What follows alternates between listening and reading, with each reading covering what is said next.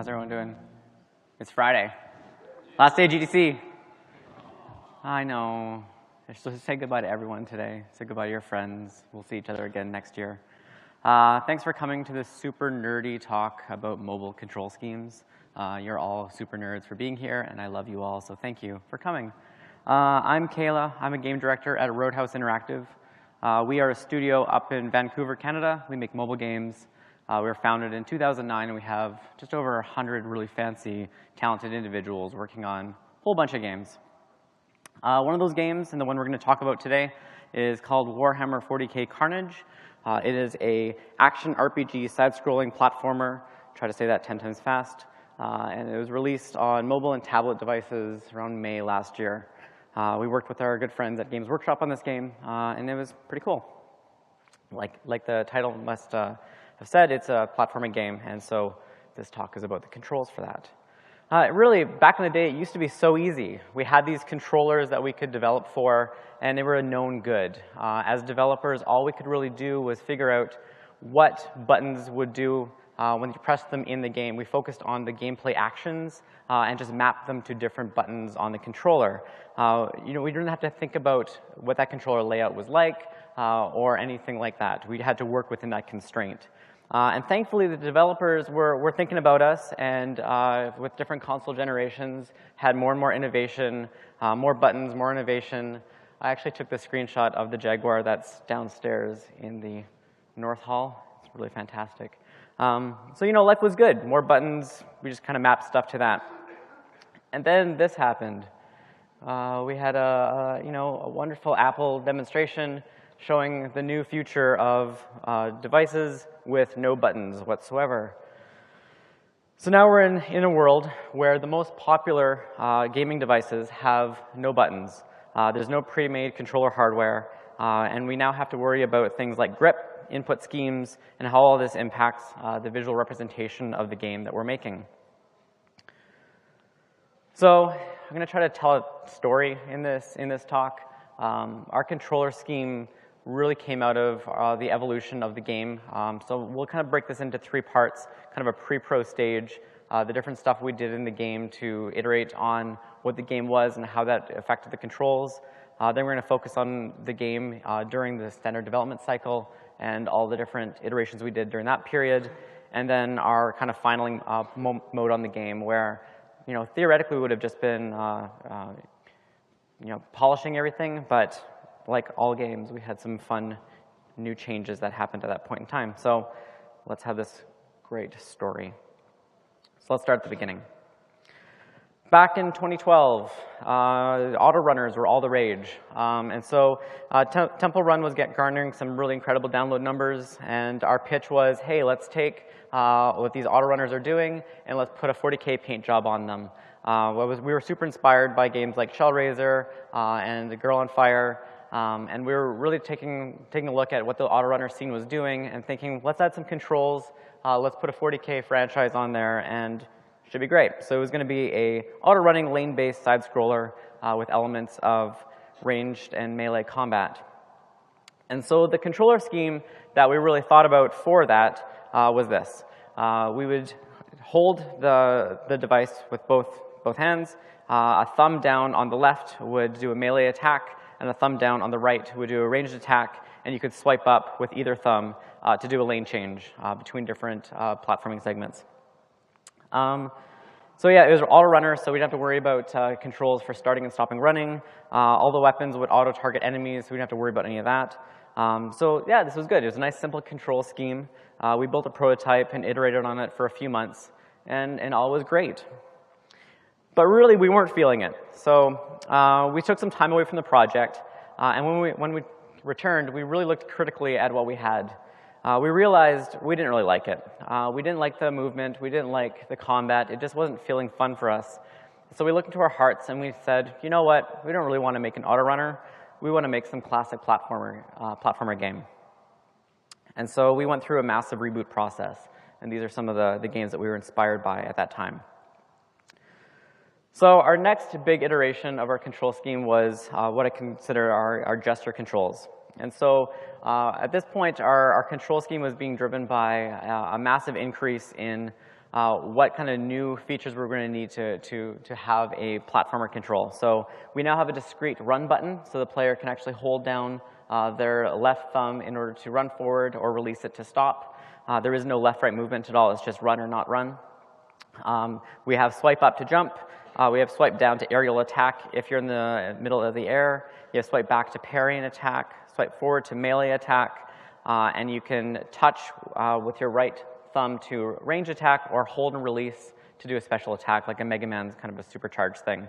So this was what we thought would be an awesome control scheme for this game. And I actually still believe that we could have gotten some pretty good mileage off of this control scheme. It was pretty complicated and pretty convoluted, but I think there might be some merit here of what could be an interesting control scheme for platforms. But really, we still weren't feeling it. And although I would have loved to have iterated on this control for several more weeks or months or what have you, we had a public demo in about 2 weeks. And so we just couldn't afford to spend any more time on a control scheme that had too much risk. So we decided to scrap it all and scramble for something that would be super easy, super low risk, and something that we could just kind of deliver for that public demo in 2 weeks. So we went to this. Super simple here. We removed a lot of the different moves, and we just focused on 4 simple moves, and that was hold down for run, press to jump, press to range attack, press to melee attack.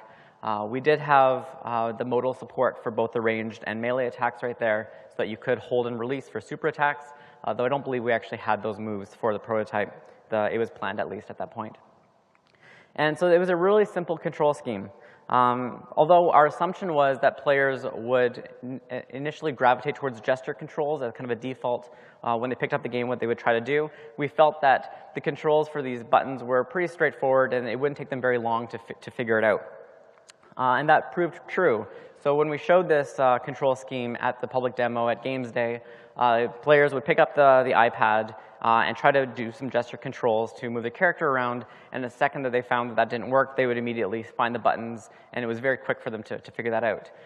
It was super effective. They loved the game. It had really good response from the players there, and it was great. So basically, the positive feedback on this control scheme cemented this direction for us going forward and really killed any lingering priority for the gesture controls that we had previously. All right, so that's kind of our pre-pro area. We're now in proper development right now. We have a proven prototype. People like it. We know what we're building. Let's get into active development, and let's kind of refine those controls a bit. So one of the first things we really started thinking about was thumb sizes. And we were super scientific about this. I took an iPad around, and I put the paper app on it, and I told people, draw me circles with your thumbs by holding the edges. And through that exercise, I was able to get a whole bunch of markings on the iPad that showed a huge variety in sizes of thumbs. It's actually quite amazing. These are all adult thumb sizes, but you can see there's actually quite a huge difference in reach between a small thumb and a large thumb. And so when you're targeting on iPad, the actual reachable area that you have for controls on the edges is a lot smaller than what you might think it is. Yeah, and so basically if you want to create a button control scheme on the edges right there, you have a very limited amount of space in order to allow people with small thumbs to not go through a lot of strain to get to those. So we also use this thumb placement to figure out, where would our camera be in the game? And this was an interesting fight between input space, so basically having a good amount of space dedicated for input, but also having a good amount of screen composition for the game. This was a constant battle. It would have been nice to have the action a little bit higher on the screen, but that just kind of leads to a really bad visual composition. And so we kind of set up with this kind of a structure right here, where this line denotes below that would be where buttons are, and above that would be where the main action exists. Button placements, again, would be below that line, and we would kind of hold in that lower position right there. The other thing with this is that the jump button is the highest button on the right, because generally if you are in an action segment, your thumb is going to be lower, which will allow for more visibility of enemies coming on screen. And so that allows you to do melee and ranged combat against enemies when you see them right there, and if you're jumping, it's less likely to be with an enemy coming off of the edge of the screen. The other thing about buttons on iPad layouts is you can't just put buttons wherever feels the most comfortable for the player. You actually also have to figure out, how do I put the buttons on a screen so that they actually are appealing in a visually good way? Because, again, these are going to be viewable things on your screen, you have to take into consideration the visual composition of the button layout when you're putting them down. All right, so we have buttons in the game, but buttons are a problem. Buttons are a big, big problem. And those big problems are what I like to call misclicks and thumb drift. And so if you ever play a game on mobile and you're getting really into the game, at some point, and you're trying to press buttons, your thumb is just going to miss a button. And that happens because you're getting into the zone, you don't really know where that button is because you're totally entering a flow state. And one of two things is going to happen. Either you are going to attempt to press a button and something else will fire, so you think you're hitting shoot, but you jump, or you think you're jumping over that pit, but you shoot by mistake and you die in the pit. Or you're just going to try to press a button and you realize that your thumb isn't actually on any active hit area at that point. This is hugely problematic because the second that this happens, the player is immediately brought out of their flow state and is now fighting with the controls of the game. This is awful. It sucks. We found that when people were playing our initial game, they would be hitting the run button, and very slowly their thumbs would drag into wherever the most comfortable it was for them. If you remember, I don't know if anybody grew up playing regular Nintendo, but when I first played it, I would always be jumping with Mario like that, and the thumb drift on iPads is like the moving the controller around kind of thing for me, growing up with NES controllers. So anyway, these are two big problems, and we need to kind of figure out how to fix that. Again, real controllers don't have this problem. They have these tactile buttons. Your thumb is touching these buttons at all given times, and it's giving your brain all this back-end bandwidth of all this information that you need to know in order to ensure that you are always hitting the button correctly. So if your thumb does drift off of a button, there's feedback there to tell your thumb to get back into place and reorient itself. And all this happens without you having to consciously focus on it. So really, if you just take this control scheme and put it on mobile, it's not going to work, because this control scheme, the sizes of these buttons, the layout of these buttons are entirely dependent on having that tactile feedback and allowing for your thumb to know where they are at any given time. So how do we solve for the lack of tactile feedback on a mobile control scheme? And so the hypothesis that we came up with was, maybe we can use muscle feedback from vastly different thumb positions to maybe offset the loss of tactile feedback. So I want everybody to put their hands out, pretend that you're holding an iPad. Everybody, come on, it's Friday morning. And I want you to put into 3 different thumb positions: vertically extended, horizontally extended, and tucked. And if you switch between those 3, the thumb positions that you have right there and the kind of feedback you get from your thumb are very, very different. And so you always know where your thumb is if you think that you have buttons down in those positions. And so what we did was we created a control scheme that kind of utilized that. And so on the right-hand thumb, you can see jump is on your vertical extended, melee is on your horizontal extended, and your ranged attack is on your tucked position. And what we did was we changed the angles of all those different controls on there to account for, if your angle is a little bit off on each of those controls, it's going to account for that and it'll be good. Jump has the largest hit area on the right-hand side, because on a platformer game, if you miss jump, it is going to knock you out of the flow state a lot faster than if you just maybe miss one shot. We also found that the vertical extended position is the most relaxed position for players, and so it's much easier for them to kind of get into that position, as opposed to the horizontal extended, which takes a little bit more muscle control to get down to. Tucked is the most uncomfortable of positions, and so we try to use that one a little more sparingly. So on the left-hand side, we maintained run as just one big hit area. So essentially, this has a very simplistic control scheme, so that as a player, you really only need to have thumb dexterity on one hand, and on your other hand, you can just focus on either my thumb is on the screen or it's not on the screen, and I'm either going to be moving forward or not moving forward. The hit areas here extend out further than what the largest thumb area that we measured was, so that there's no chance of you putting your thumb down on the screen without it doing something. So you will never get into a situation where your thumb's on the screen and nothing is happening. There will always be something happening. And we have the buttons down on the screen The buttons don't really act like buttons. They act more like focus positions that tell your brain where to try to put your thumbs. It's kind of an orientation thing so that when you look at the screen, you know what you're trying to hit, but once you're actually in that flow state, they don't really matter as much anymore. And in fact, we fade them down in alpha as the player is playing, so they kind of get out of your way. But they're mostly used to kind of reference where your thumbs are supposed to go. When you're actually hitting the screen, you're probably not hitting anywhere near those buttons. You're hitting all around them, and these large hit pads really account for that. This became super effective. What we ended up having was, if we had a bug in the game where these hit pads were disabled and only the buttons were working, people would be freaking out and coming to my desk being like, oh my god, our game is completely broken. I don't know why. It just doesn't feel good anymore. But then the second that we re-enabled these hit pads, it worked really, really well. And we found that when players were playing this, they were always able to hit the buttons that they felt like they were hitting, and they just felt super effective at all times. So this was great. But of course, we aren't just shipping on iPad. We also have to ship on smaller devices. And so what we ended up doing was splitting our devices into two categories. Devices that are less than 7 inches in size and devices that are larger. And so the devices that are 7 inches and larger would be our previous control scheme, and these smaller devices using this smaller control scheme. And essentially, the way that I thought about this was, if I can have both of my thumbs touch each other on a device, I'm going to have to use a different control scheme than if they can't touch each other. And so we had to make some adjustments here, because if we accounted for the same hit area, the actual thumb and buttons would be all over the screen, and you wouldn't be able to see anything.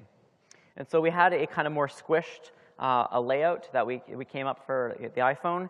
Again, melee is on the horizontally extended button. Ranged is still mostly tucked. And jump has a little bit more of an angled, vertically extended type thing. It was still super effective. It wasn't as effective as an iPad control. There was still a little bit more chance of you misclicking between jump and melee, but it was pretty good. And it actually feels pretty solid on iPhone. So we also can see the kind of line where we try to maintain buttons below it and action above it. And this is what it looks like in gameplay, obviously with the buttons super bright right there for this demo. The buttons, again, fade out, so when you're actually in gameplay, you don't really notice them as much. We keep gameplay above those buttons. So that was pretty cool. That was working well. Then we were getting into our finaling. So we had a solid control scheme in place, and now we're ready for a nice, calm finaling period. We're good, we're comfortable, we're happy. It's going to go fantastic. Except it never does that in games. We were at alpha, and people were like, you know what, our gameplay just isn't robust enough. We're going to need more controls. We're feeling like the game is just mindless hack and slash. It's lacking in depth. It doesn't have what we need in order to really have player engagement over a long period of time. And really, this complexity of controls was a really hotly debated topic throughout the entire project. If you remember at the very beginning, we were really targeting this auto-runner casual audience with this game. And as we were moving through development, we were getting more and more complicated control scheme by adding buttons and more moves and all this kind of crazy stuff.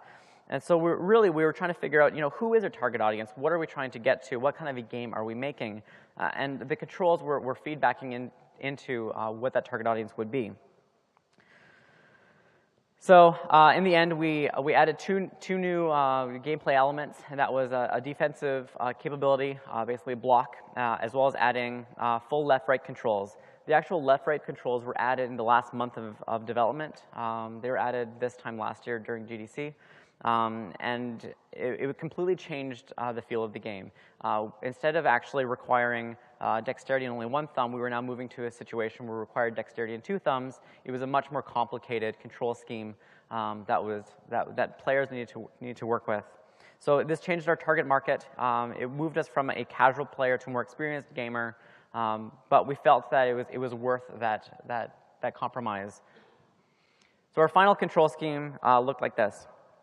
Again, all we did to accommodate the new block moves and the left moves was replicate what we felt was working really well on the right-hand side over to the left-hand side of the screen. Right movement is, again, quite large. Block is very large, so it's very easy to get up there. Like I said before, the tucked command is the more difficult one. Thankfully, our game is designed such that there's a lot less left movement than there is right movement, and so we were able to design around that. And this was good. The full left-right movement allowed for a lot of new gameplay elements. We have arena combat. We have enemies that can roll, dodge, attack from behind. And we were able to create some better, interesting platforming segments with this new control scheme. So that was good. The last tweak we did before we actually shipped the game was to allow for sliding between hit pads. So originally what we had was you had to release your thumb and then touch another pad in order to activate it. One of the last things we did was allow the player to slide between them. This was completely necessary for left-right movement, so the player can just kind of move their thumb between those two positions. And it also worked really well for doing things like jump and shoot, allowing the player to shoot while in the middle of a jump command. And that felt really good, so you can kind of slide your thumb between those 3 hit pads. So some closing thoughts here. So this control scheme, it's been really successful. It's allowed us to have 6 hit pads with full modal capability. This allows us to do things like charge shots for all the different weapons. It allows us to do Mario-style jumping to allow different height variants with that. It's very easy to learn. Nobody that picks up the game has a hard time understanding the control scheme. It's right there in front of them. And it's really responsive and predictable. Nobody ever says things like, when I'm hitting a button, I'm hitting the wrong button. It always seems to work really well. But we are continuing to refine and iterate on the control scheme. I don't think this will ever be a done thing, but we're working on it.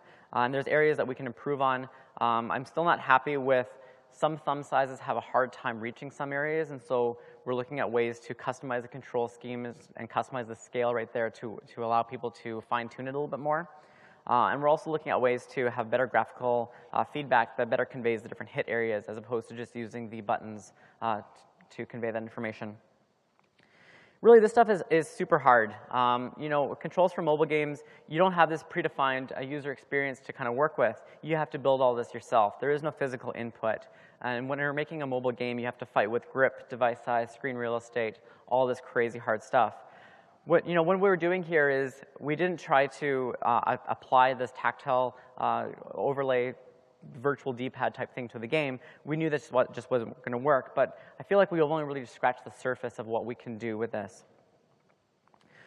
There's a lot of problems in our industry, and there's one big problem, and that is our huge reliance on past control schemes. If you hand a controller to someone who's never played a game before, the learning curve on that is just super high. And I think there's a lot of opportunities for us here, especially in the mobile space, to create game experiences that allow us to change the way that people play our game, change the way that they interact with our game. With this platform, for the first time, we as game developers can actually take back the control of controls. Yeah. And so here's my last inspiring end slide. Let's try to move beyond this tap, tap, tap and virtual D-pad stuff that we're doing on mobile, and let's try to innovate and create new ways for our gamers to play our mobile games. And that's that.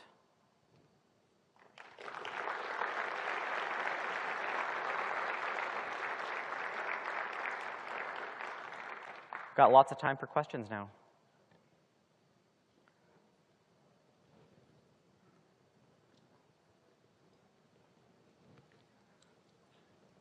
Hey there. Hey.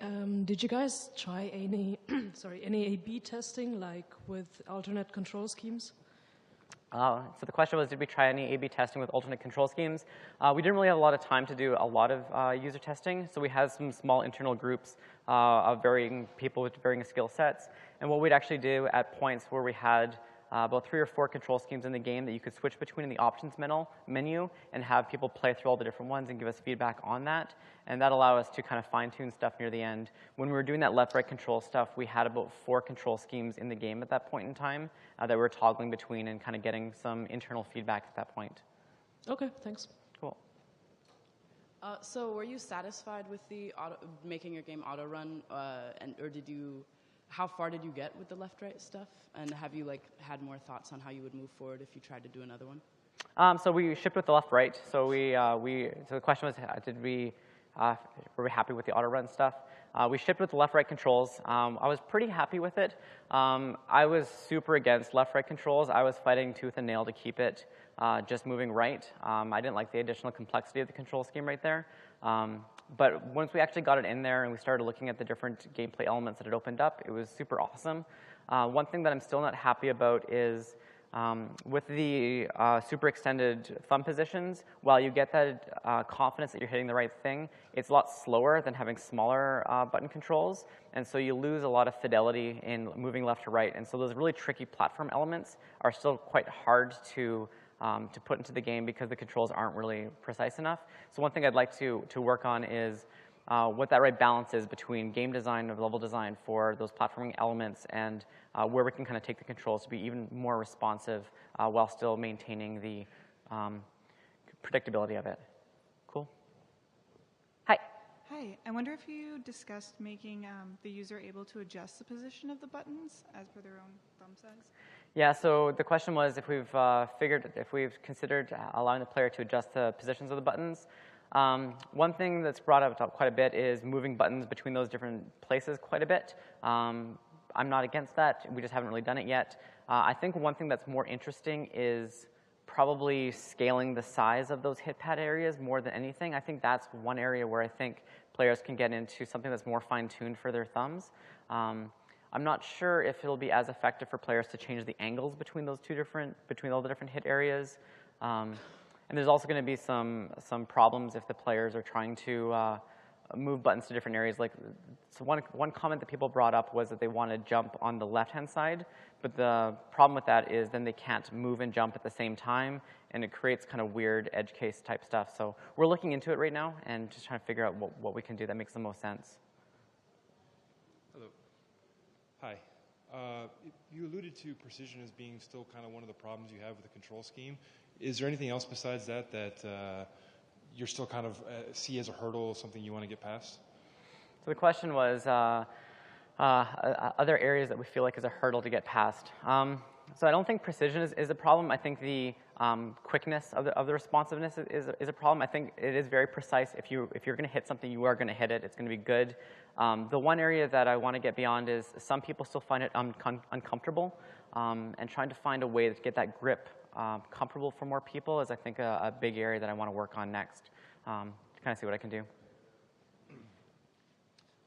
You mentioned about having sort of Mario-style jumping, where, which to me sounds like you can control the height of the jump. Yep. Is that correct? Correct. Did you have any challenges like keeping that sliding sort of input and still having players be able to kind of control that height accurately, since their thumb would still be sort of resting on the button when they were trying to slide? Yeah, so what we ended up doing was, while there is Mario-style jumping in the game, it's a lot more subtle than a lot of other platformers. We don't have it so that it's super required. It's more of like a subtle feel thing in our game than anything like that. And so there's no gameplay that requires you to do a really precise Mario-style jump. It's more of, it's there, you can kind of feel it. If you release the button early, you'll see that your jump height isn't as high. It's just one of the small little polished things that we did as opposed to a big gameplay type thing. Anything else? Cool. Thank you so much, everyone, and have a great Friday.